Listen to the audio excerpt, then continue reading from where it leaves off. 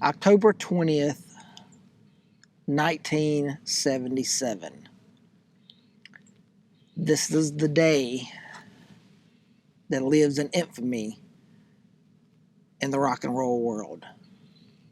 It is the day that took one of the greatest Southern rock bands and snatched them from existence, for the most part.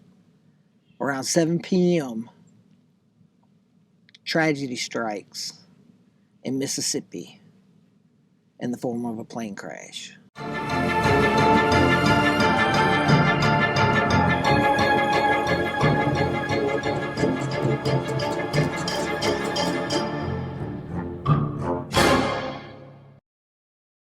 So the band we're here to talk about is none other than the great Lynyrd Skynyrd.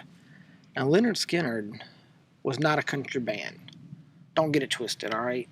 Lynyrd Skynyrd was a Southern rock band. The Southern rock band. Some may even say the greatest Southern rock band, and I have to agree with them. They were a 7-member band. 9 if you count the 2 backup singers. And they were out of Jacksonville, Florida. They did a lot of their recording in Muscle Shoals, Alabama, though, which is where they came up with Sweet Home Alabama. Among other great songs, the infamous Free Bird, Ballad of Curtis Lowe, Tuesday's Gone, Call Me the Breeze, just to name a few. The list goes on and on. But we're not here to talk about their music side or their legacy. We're here to talk about their tragedy. It all started after a gig that they had in South Carolina when they boarded a plane headed to Baton Rouge. We're here in southwestern Mississippi, about an hour and a half west of Hattiesburg. And what you're looking at is the infamous crash site in this area. Now, they boarded the plane in South Carolina, headed for Baton Rouge. Little 2-engine plane. They were getting close to Baton Rouge when they started running out of gas. The pilot and co-pilot both realized that they did not have enough gasoline to make it all the way to Baton Rouge, so they figured we have to make an emergency landing. They also realized that they did not have enough gasoline to make it to one of the small nearby airports either. So this was going to be an emergency landing through the trees out in front of you. Needless to say, it was an unsuccessful emergency landing.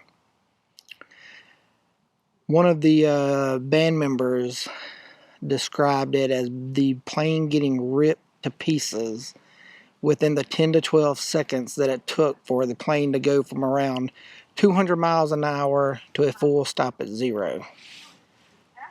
Now, the gate that you see in front of you is on private property, so you can't go back there. We don't know is exactly how far back in this area that they actually landed. I mean, we don't know if it was here, if it was actually this clearing, or if it was more hundreds of yards back here, but we do know that this is the place where their plane came down and the place where 20 of the 26 members on the plane survived, most of them with severe injuries, but claiming the lives of 6. Talking about the severe injuries that befell the 20 surviving people on this plane crash. As far as the band goes, Billy Powell, the piano and keyboard player, suffered severe lacerations to his face to the point of almost completely losing his nose. Alan Collins, one of the guitar players, he suffered 2 broken vertebrae in his neck and a severely broken right arm. Gary Rosington, the lead guitar player, or some say the lead guitar player, he played a lot of the solos and everything. He actually was knocked unconscious, and when he awoke, he had the door of the plane laying on top of him. He broke everything, it seems like. He broke both of his arms, both of his legs, both of his ankles, both of his wrists, and a broken pelvis. Leon Wilkeson, the bass player, he had it pretty bad too. Double fracture of his left leg, broken left arm, broken ribs, and then to top it all off, the man lost 15 teeth. That's nearly half the teeth in your head. Yeah. That's a big dentist bill. I'm sure he could probably afford it. I'm sure he could. I'm just saying. That's a lot of implants or dentures, whichever way you want to go.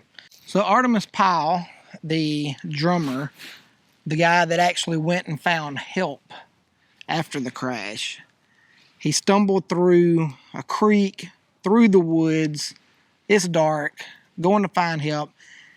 He had broken ribs, one of which, didn't it puncture his lung? I'm not sure about that. I didn't read that. Anyway, so we know he had broken ribs. And see, it was a bloody mess. Yeah. Like from the article, like the interview that he gave, said that when he stumbled up to the farmhouse, he probably terrified the farmer because he's like, you have this guy with long hair and a beard and he's just covered in blood. And so the farmer, doing what he should to protect his family, had a gun ready and pointed at him, and he said, I saw the gun point at me, and then all of a sudden I felt something tear through my arm. He said that the farmer actually shot him, but later the farmer was like, yo, I didn't shoot you, so who knows? Chances are he probably shot him. he just trying to save face and be like, I didn't shoot you, don't sue me. Yeah, but he said that all he could muster out was plane crash, and he thought those were like his final words to get those out. That's a bad crash. Artemis Pyle also described the plane that they were on as being the Clampett family plane because it was old, it was dilapidated. I mean, you know, probably to them being held together by duct tape and cardboard. So I think I would have chosen another plane. But it may have been all that they had available at the time. Who knows? So they actually have a guest book up under this that you can sign whenever you come here. It's pretty heavy.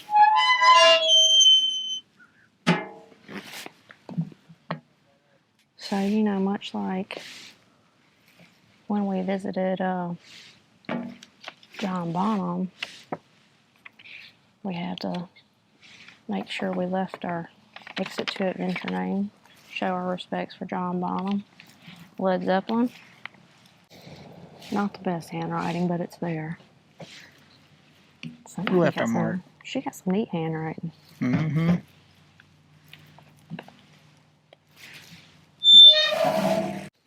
We've made it up to the actual Lynyrd Skynyrd monument. And here is one of the plaques. Tells you everybody that was on the plane the night that it went down. Even has the date. As you can see, you have all of the members of Lynyrd Skynyrd on this side, including Cassie Gaines and Leslie Hawkins, the backing vocalist. But then, if we move over, you can see it wasn't just the band. You had the production and assistant manager and assistant road manager. You had a drum tech. You had a guitar tech. A bunch of sound guys. You had the road manager. You even had the pilot and co-pilot. I mean, security. Even television film crew. 26 people. And 6 of them didn't survive. So here's the man, Ronnie Van Zant. Hopefully you can see me good. The sun is kind of glaring. I know you can see me. They did a good job. Got his microphone stand, his hat, and then if we go around back,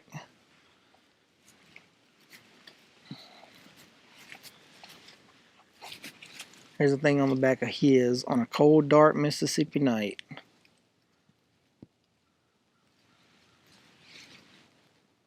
One of his brothers, Johnny Van Zandt, who looks just like him, he even sounds a lot like Ronnie, actually took over as lead singer of the band in, I believe, 1987.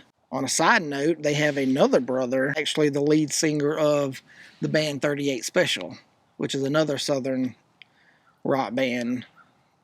Very big. So all three brothers became lead singers. So here's a monument for Steve and Cassie Gaines. Brother and sister both died in the plane crash. So here is Mr. Ronnie Van Zant again, and the assistant road manager, Dean Kilpatrick. Here's all the members of the band, oddly enough with the plane in the background. Now, Artemis Powell talked about the plane looking like a Clampett's family plane, dilapidated. And oddly enough, if we look in, see, it looks like something sticking up here. Could have been doing engine work, maybe. But if you look over here on this wing, even the end of the wing in the picture right here looks like it's torn up. Like it looks like it's split in half.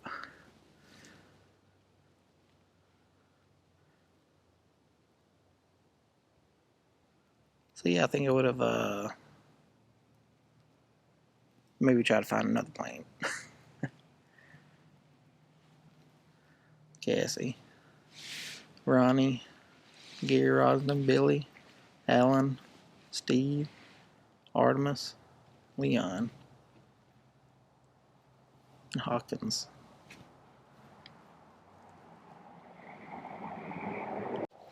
We come back over here. Cassie was already in the band. Now they had a three-piece guitar set up already. The guy that actually wrote the riff for Sweet Home Alabama was from California. He left the band. They needed another one. So Cassie said, hey, my brother Steve can play guitar. Why don't you guys get him? He auditioned, and the rest is history. So here is I Leave Here Tomorrow, Free Bird. So this is talking about the crash. All I saw was treetops. Quote from Billy Powell, keyboardist. So if you guys want to rewind or pause and read this, can I give you a steal? You can pause now. So here's the last flight of Free Bird. Talking about on October 20th, 1977.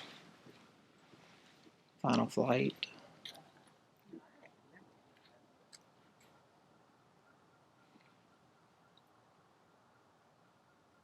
You can pause now. Here is the pre-crash. So this is the rise of Lynyrd Skynyrd. Started in Jacksonville, Florida in 1964. So if you guys want to pause, read it, pause now. Tells about the infamous cabin they nicknamed Hill House. So if you guys want to pause and read this, this is talking about the reunion in 1987. It was the 10th anniversary of the crash. All surviving members reunited for a tribute tour. At the time, Alan Collins, guitarist, couldn't play. So from where he was in a severe automobile accident that left him paralyzed, but he was there in a wheelchair. I remember seeing that. They said he played maestro to the group.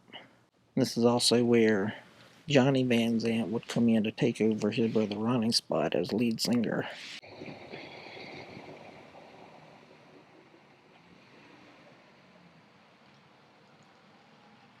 One thing that I do think is pretty cool regarding Lynyrd Skynyrd fans is the people that had tickets to that Baton Rouge show.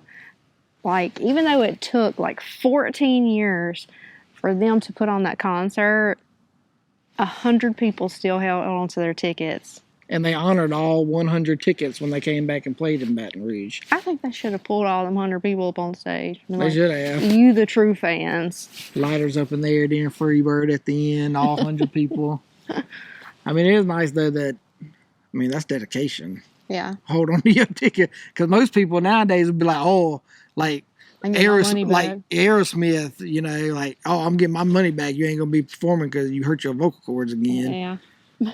So, well, that does it for us here in Mississippi on this exit. Hope you guys enjoyed this video as much as we enjoyed making it. I know it's kind of somber. It sucks. But it's a story we felt like we needed to do. Lynyrd Skynyrd, Alabama. Yeah. What? And we want to thank our Patreon member, the Crip Lady. Oh, yeah. Thank you for your help and your support. Your monthly donation helps out a lot. If you'd like to become a member yourself, we have several different tiers for you to choose from, all with different perks. So check out our link tree. It gets you to all of our social media, including our Patreon, where you can sign up and help us keep going and keep making these videos for you. So until next time, keep it spooky. Later.